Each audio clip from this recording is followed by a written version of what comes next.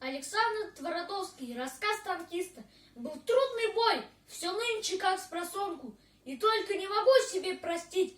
Из тысяч лиц узнал бы я мальчонку, а как зовут, забыл его спросить.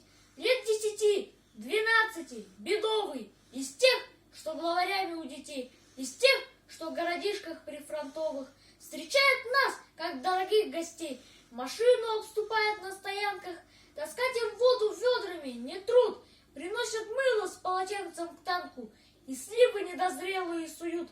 Шел бой за улицу, огонь врага был страшен. Мы прорывались с площади вперед, а он гвоздит, не выглянуть из башен, и черт его поймет, откуда бьет. Тут угадай-ка, за каким домишкой он примостился.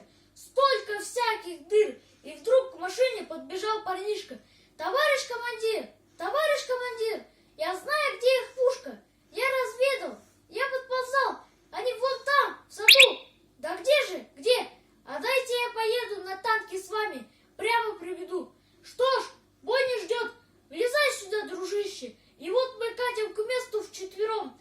Стоит парнишка, мины, пули свищет, и только рубашонка пузырем. Подъехали, вот здесь, и с разворота заходим в тыл и полный газ даем.